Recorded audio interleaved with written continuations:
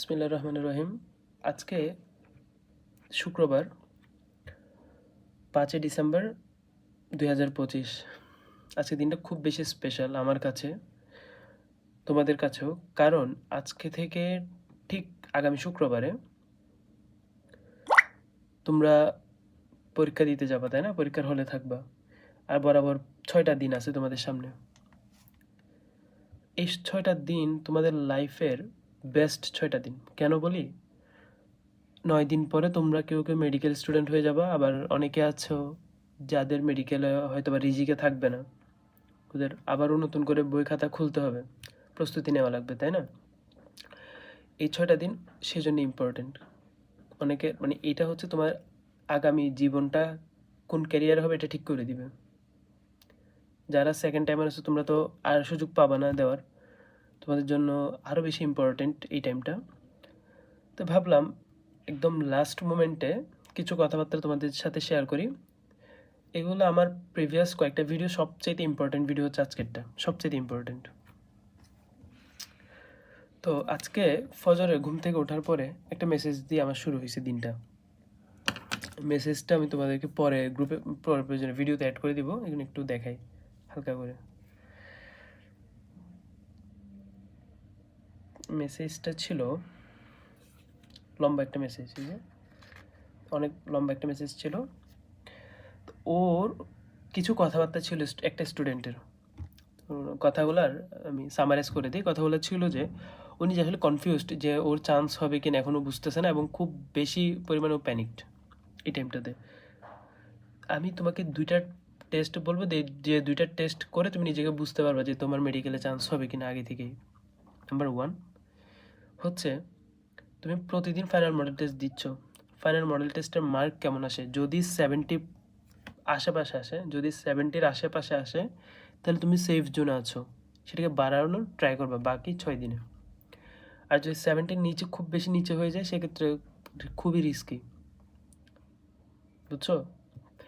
Number 2, তারপরও হাল ছাড়া যাবে না, কারণ 6 দিন অনেক কিছু করা যায়। 2 নাম্বার, ধরো আজকে যে মার্ক পাইলা, মনে করো আমি এখন একটা কেমিস্ট্রি সাবজেক্ট ফাইনাল দিলাম, ওইটাতে আমার আমার স্টুডেন্টের যদি বলি, কেমিস্ট্রি সাবজেক্ট ফাইনাল ও একটা দিছিল, 78.5 পাইছিল। ও যে কয়টা ভুল করছে, প্রায় অনেকগুলো ভুল করছিল, 15-16টার মতো ভুল হয়ে যায়। তো ওকে বলছি এগুলো দেখতে। এখন ও যদি এগুলো শিখে, এই টপিকগুলো, যেমন একটা ভুল মানে একটা পুরো টপিকটাই পড়তে হবে। তো ওই দিন আমি কয়েকটা এক্সাম্পল তোমাদের গ্রুপে দিয়েছিলাম, তাই না? যেমন ধরো একটা কোয়েশ্চেন যদি বলি, ওই যে আসছিল চশমার কাঁচ তৈরিতে কোন লেন্স ইউজ করা হয়, সেক্ষেত্রে টোটাল মানে চশমার লেন্স তৈরিতে কোন কাঁচ ইউজ করা হয়, সেক্ষেত্রে তুমি পুরো কাঁচের ব্যবহারগুলো সবগুলো একসাথে দেখে নিলা। তারপর ধরো একটা কোয়েশ্চেন আসছিল যে ওই যে হাইড্রোজেন বন্ড নিয়ে একটা কোয়েশ্চেন আসছিল, তাই না? অন্তঃআণবিক হাইড্রোজেন বন্ডের উদাহরণ কোনটা? তো এখন তুমি হাইড্রোজেন বন্ডের উদাহরণগুলো দেখে নিলা, লন্ডন বলের শক্তি কত, হাইড্রোজেন বলের শক্তি কত, তারপর হচ্ছে যে আয়নিক বন্ধনের শক্তি কত, সব কিছু একবার পড়ে। এইভাবে করে এক একটা টপিক পড়া। তো তুমি যদি 15 বা 20টা টপিক যদি পড়ে ফেলো, পরবর্তী পরীক্ষায় যদি মানে পরবর্তী আরেকটা সাবজেক্ট ফাইনালে কেমিস্ট্রি সাবজেক্ট ফাইনালে আরেকটাতে তুমি যদি 78.5-এর যদি কম পাও, বা যদি ওই নাম্বারই পাও, তার মানে তোমার পড়ালেখা হয়নি। বা তুমি যদি সেম টপিক, যে টপিকটা আমি আজকে পড়ছি, এখন যে টপিকটা পড়ছি, আগামী কোনো একটা পরীক্ষা যদি আবারও সেম টপিকের ভুল করি, তার মানে তোমার পড়ালেখাগুলো ওয়েস্ট, পড়ালেখা হচ্ছে না, ব্রেনে পড়াগুলো ঢুকতেছে না। তাহলে তোমার পড়াশোনার স্টাইলটা চেঞ্জ করতে হবে, নিজেকে বুঝে ফেলতে পারবা। এই দুইটা ওয়ে, নিজে কীভাবে পড়তে হবে নিজে বুঝতে পারবা, আবার হচ্ছে চান্স হবে কিনা বুঝতে পারবা, বা চান্স হওয়ার জন্য কী করতে হবে এটা নিজে ফাইন্ড আউট করতে পারবা। শেষ। এখন 2 নাম্বার কথা বলি, সেটা হচ্ছে আমি বাকি 6 দিন কী করব এই 6 দিনে। তো 6 দিনে বুধবারের ভিতর শুধু প্রতিদিনই মডেল টেস্ট, প্রতিদিনই মডেল টেস্ট দিবা। এবং আরেকটা কাজ করবা, যেমন আমি কি করছিলাম আমার টাইমে, এগুলো আমি আমার স্টুডেন্টদেরকে দিই, স্টুডেন্টদেরকে যাদেরকে পড়াই। যেমন এইটা হচ্ছে আমার এখানে প্রায় 100টার মতো পেজ আছে, যে এগুলোকে আমি চ্যাপ্টার খাতা বলি এটাকে। তবে এই প্রত্যেকটা খাতায় এভাবে করে একটা একটা করে টপিক লেখা আছে। আমাদের এখানে একটা টপিক লেখা আছে, তারপর এখানে একটা টপিক লেখা আছে, এই যে দেখো এখানে একটা টপিক লেখা আছে। যেমন এখানে আছে হচ্ছে তোমার ওই যে আয়ন শনাক্তকরণ। তো এইভাবে করে বই থেকে, যেমন এখানে আছে হচ্ছে রাসায়নিক দ্রব্য, তারপরে এখানে আছে হচ্ছে শিখা পরীক্ষা, জৈব যৌগ সিরিজ, তো এখানে আছে হচ্ছে প্রাণী জগতের বিভিন্নতার ছক। এভাবে করে 100টা পেজে 100টা টপিক আছে, বুঝছো? লাস্টবারে গত বছরের পরীক্ষা যদি বলি, এটা কিন্তু আমাদের 2021 সালের বানানো। তো গত বছরের পরীক্ষায় এখান থেকে হিউজ কোয়েশ্চেন আসছিল, যেটা আমার স্টুডেন্ট এবার বলতেছিল যে ভাই আপনার এটা, ও কিন্তু সেকেন্ড টাইমার, তো ও বলতেছিল ভাই এটা যদি আপনি আমাকে গতবার যদি আপনার কাছে পড়তে পারতাম বা গতবার যদি জানতাম, অনেক কোয়েশ্চেন আমি কিন্তু কমন পাইতাম, আমার এগুলো ভুল হওয়াতে চান্স হয়নি। তো তোমার যেইভাবে নোট করছো বা বইয়ের পেজ ভাঁজ করে নাও, যে কোন টপিকগুলো বারবার কোয়েশ্চেন আসে ওই টপিকগুলো ভালো করে পড়ে নিবে। 2 নম্বর, আমি আরেকটা কাজ করছিলাম, সেটা হচ্ছে ফিজিক্স পুরা বইয়ের যত ইনফো আছে সবগুলো আমি অধ্যায়ভিত্তিক করে প্রায় 15টা পেজের মতো করে আমি একটা বই লিখে ফেলছিলাম। 15 থেকে 20টা মতো পেজ হবে আর কি। এগুলো লিখে ফেলাতে কি হয়েছে, আমার ফিজিক্স পড়তে 1 ঘন্টার ভিতরে পড়ে ফেলা যায় বা 2-3 ঘন্টার ভিতরে পড়ে ফেলা যায়, কারণ 15-20টা পেজ আমার নিজের নোট করাটাই।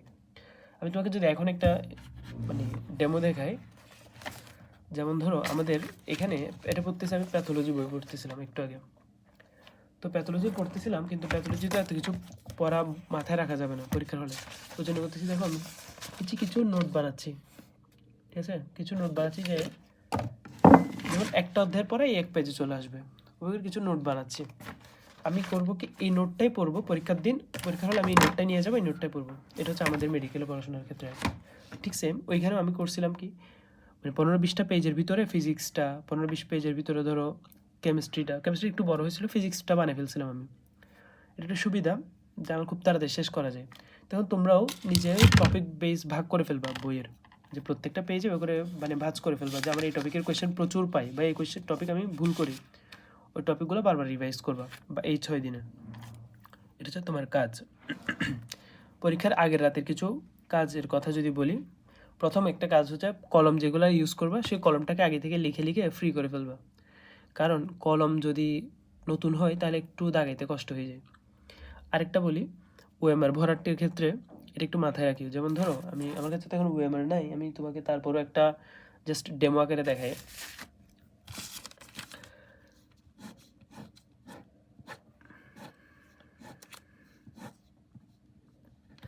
ধরো এখানে আছে হচ্ছে আমার রোল লিখছি 1 2 3। এখন প্রথম কাজ কি জানো, এই যে 1 লেখার পর এখানে যে 1 নাম্বার আছে সেখানে একটা দাগ দিয়ে দিবা, 2 এর জায়গায় 2 এর নাম্বার একটা দাগ দিয়ে দিবা, 3 এর জায়গায় 3 এর একটা দাগ দিয়ে দিবা ছোট ছোট করে। এরপর হচ্ছে আবার ভরাট করবা। এটা কেন বলতেছি, কারণ আমার পরীক্ষা দিয়ে আসার পরে সারা দিন মনে হবে যে আমি ওএমআর হয়তো ভুল করে আসছি, এটা ভিতর থেকে কাজ করে। সুতরাং তুমি একবার দাগ দিয়ে দিবা, এটা আমার আব্বু টিচার, তো আমার আব্বুর থেকে এই টেকনিকটা শেখা। একবার হচ্ছে দাগ দিয়ে দিবা, এরপর হচ্ছে সেগুলো ভরাট করবো আস্তে আস্তে রিল্যাক্স মোডে, কারণ আমরা ভরাট করতে হবে রিল্যাক্স থাকে, এখন রিল্যাক্স থাকি তো ভুল হয়ে যায় অনেক সময়, 2 এর জায়গায় 4 করে ফেলি, নিজেও খেয়াল করি না, বা খেয়াল করলেও এই ওএমআর আর চেঞ্জ করা যায় না, একবারই পাবা। তো সুতরাং যখন ভরাট করবা আগে একটা একটা দাগ দিয়ে নিবা, যত রোল অনুসারে প্রতি ঘর অনুসারে একটা করে দাগ দিয়ে ফেলবা, দাগ দেওয়ার পর সেটা ভরাট করবা আস্তে আস্তে করে। গেল, এই জিনিসটাকে বুঝাইতে পারছি? এখন তাহলে আমরা 2টা কথা বললাম, একটা হচ্ছে কলমকে ফ্রি বানিয়ে ফেলবা, 2 নম্বর হচ্ছে যে ওএমআর কীভাবে ভরাট করবো আমি সেটা বললাম। আরেকটা ব্যাপার খেয়াল করবা, পরীক্ষার হলের ক্ষেত্রে, পরীক্ষার হলে ঢোকার সময় সকালে অবশ্যই নাস্তা করে যাবা, নাস্তা করতে না পারলেও প্যারা নিও না, মাস্ট, এটা মাস্ট যে তুমি কোনো একটা ডার্ক চকলেট বা কলা বা হচ্ছে কিছু বাদাম নিয়ে যাবা পরীক্ষার হলে। হ্যাঁ, হয়তো বা একদম হাতে এভাবে নিয়ে গেলে ঢুকতে দিতে নাও পারে, পকেটে নিয়ে যাবা। চকলেট তো পকেটে নিয়ে যাওয়া যায়, তাই না? বাদাম কিছু তো পকেটে নিয়ে যাওয়া যায়, কিছু পকেটে নিয়ে যাবা।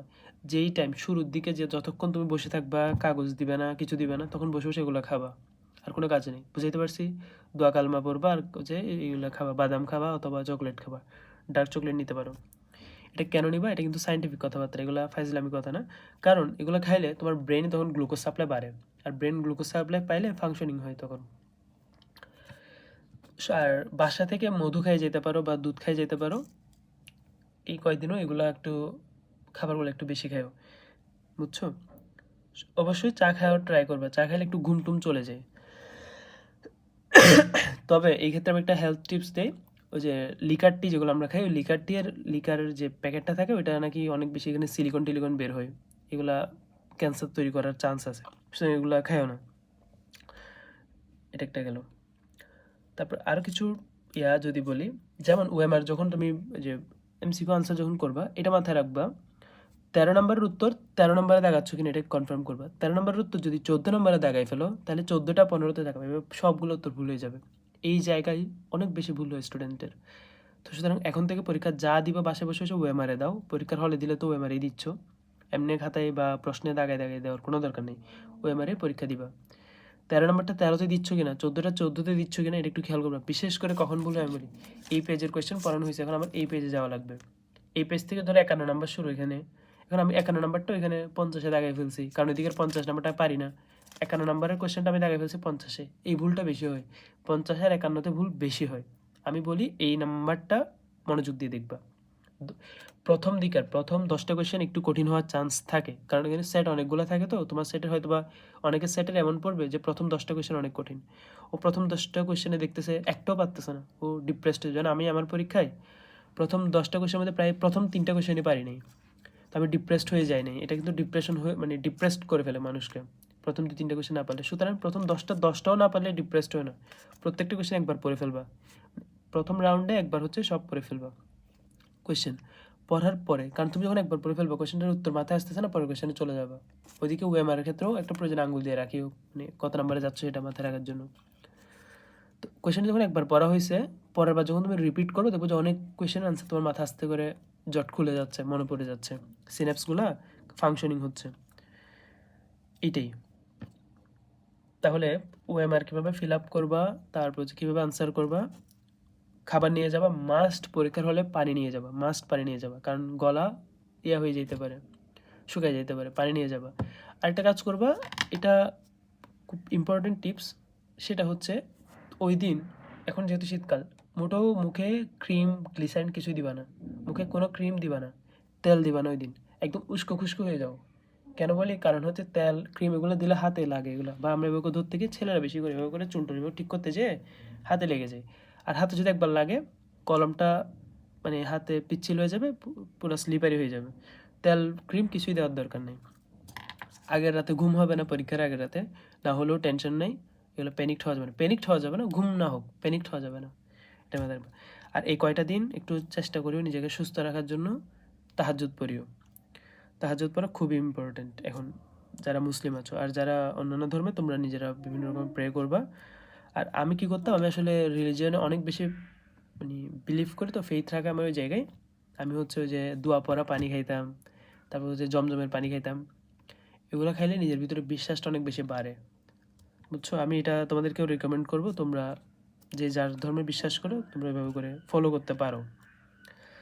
আচ্ছা, আরেকটা কাজ করবা, সেটা হচ্ছে সেন্টার কোথায় পড়ে সেটা একটু আগে থেকে কনফার্ম করে নেবে। আমি যখন ফার্স্ট ইয়ার এখানে, তখন মানে আমাদের যখন আমি সেকেন্ড ইয়ার উঠবো আর কি, তখন তো একটা মেডিকেল টেস্ট হয়েছে, যেটা হচ্ছে 2022 সালের কথা বলছি। 22 সালের ভর্তি পরীক্ষায় আমরা স্টুডেন্টরা মিলে করছিলাম মেডিকেলের সামনে, মানে যারা আসে স্টুডেন্টরা একটু লেট করে আসে, বা হচ্ছে ফার্স্ট টাইম আসছে, ও চিনে না কোন দিকে গ্যালারি, আমরা এগুলো একটু হেল্প করছিলাম।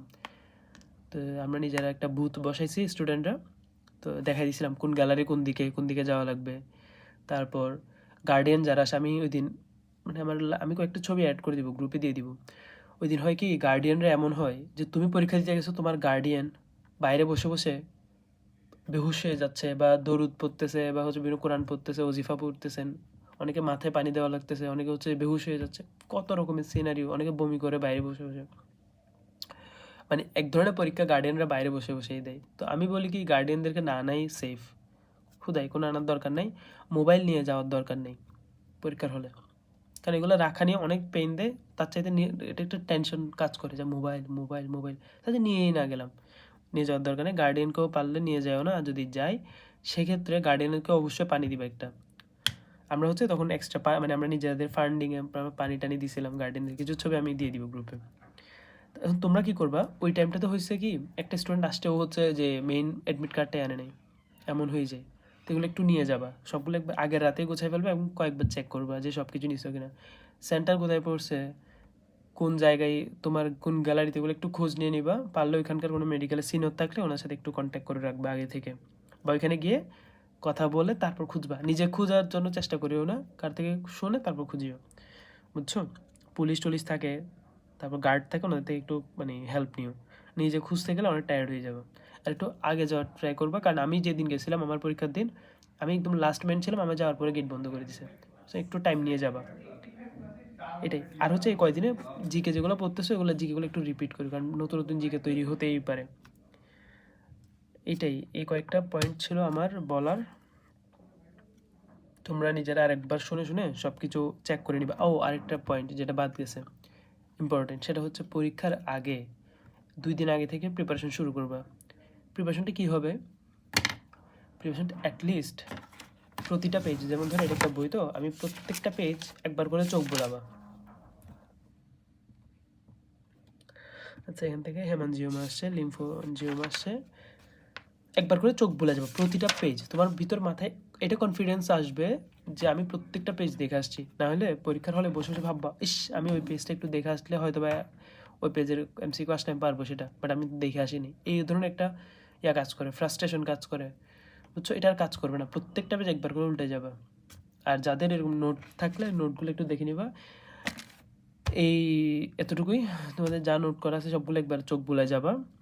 2 দিন আগে থেকে প্রিপারেশন নেওয়া শুরু করবা। এর আগে যত ফাইনাল মডেল টেস্ট আছে দিয়ে ফেলবা। আরেকটা কাজ আমি করছিলাম, এটা একদম আমি আমার স্টুডেন্টদেরকে বলি, সেটা হচ্ছে আমি করছি কি, ফজরের পরে, মানে পরীক্ষার দিন ফজরের পর আর ঘুমাই নাই। ফজরের পরে আমি উঠে একটা পরীক্ষা দিয়েছিলাম, একটা ফাইনাল মডেল টেস্ট দিছি। আমার দেওয়া ফাইনাল মডেল টেস্ট 1 নাম্বারটা, সেটা আমি মানে সলভ করে রাখছি বাসায়। আগে প্রথম দিছি, সলভ করে রাখছি। সেই পরীক্ষাটা আমি আবারও দিছি। এই কারণে দিলাম, কারণ পরীক্ষাটা দেওয়াতে আমার কী হয়েছে, আমি ওএমআর ভরাটের যে ফ্লুয়েন্সি চলে আসছে হাতে দিনের বেলা একটা দিয়ে দেওয়াতে। 2 নম্বর হচ্ছে ধরো প্রথম কোয়েশ্চেনটা বোটানি থেকে, দ্বিতীয় কোয়েশ্চেনটা কেমিস্ট্রি অর্থনীতি রসায়ন থেকে, তৃতীয় নম্বর কোয়েশ্চেনটা কর্মমুখী রসায়ন থেকে, চতুর্থ নম্বর কোয়েশ্চেনটা আবারও সমন্বয় থেকে। এই যে দ্রুত কাজ করতেছে ব্রেন, এই ফাংশনটা একবার করে নিলাম। এখন আমি পরীক্ষার হলে গেলে খুব দ্রুত সব অ্যান্সার করে আসতে পারবো। সেজন্যে পরীক্ষা একটা দিয়ে নিবা। কোন পরীক্ষা দিবা একদম নতুন দেওয়ার কোনো দরকার নেই, সলভ করা কোনো একটা কোয়েশ্চেন দিবা। কেন সলভ করে দিলাম? সলভ করা কেন দিলাম? কারণ সলভ করা দেওয়াতে অনেক কম ভুল হয়, ভুল হয়ই না ধরতে গেলে, 1-2টা ভুল হয়। ভুল না হলে নিজের কনফিডেন্সটা অনেক বেশি থাকে পরীক্ষার দিন। ভুল করে ফেললে তো আফসোস করবা, সলভ করার সময় পাবা না রেগুলার। সেই জন্যে সলভ করে একটা পরীক্ষা দিবা। এই কয়টাই। আর তোমাদের সবার জন্য শুভকামনা রইল, বেস্ট উইশেস। ইনশাল্লাহ সবার সাথে দেখা হবে, আমার চিটাগের স্টুডেন্টদের সাথে অবশ্যই দেখা হবে। আর বগুড়ায় শহীদ জিয়া রহমান মেডিকেলে আমি 4th ইয়ারে, তো এখানকার স্টুডেন্টদের সাথেও বলছি আমি যে আমার স্টুডেন্টকে পরীক্ষার আগের রাতে যেন ওইখানে চলে আসে, আমার বাসাতে মানে হলে থেকেই পরীক্ষা দিতে পারবে। তো হলে থাকলে ওর মোটামুটি ফ্রাস্ট্রেশন কিছুটা কমবে হয়তো বা আমাদের সাথে থেকে। তো তোমরাও চেষ্টা করবা ভালোভাবে পরীক্ষা দিতে, তোমাদের সবার জন্য দোয়া রইল, মন থেকে দোয়া করে আমি, আমার জন্য তোমরা দোয়া করিও, সারা জীবন মনে রাখিও। আর আরেকটা কথা বলি, সেটা হচ্ছে যদি মেডিকেলে চান্স না হয় আফসোস করিও না, হয়তো আল্লাহর চাইতে ভালো কোনো প্ল্যান করে রাখছে তোমার জন্য। তো সেই প্ল্যানের জন্য অপেক্ষা করো এবং পড়াশোনা শুরু করিও। 1-2 দিন রেস্ট করে আবার পড়াশোনায় ফোকাস করিও, কারণ চান্সটা তোমারই পাওয়া লাগবে, সিটটা তোমারই পাওয়া লাগবে। তোমার বাবা মা এনশিওর করতে পারবে না। আব্বু আম্মুরা কথা শোনাবেন, অনেক কথা শোনাবেন, ওনাদেরকে কথার পিঠে কথা রিপ্লাই দেওয়ার কোনো দরকার নেই, কারণ ওনারাই তো তোমার বেস্টটা চাই, তাই না?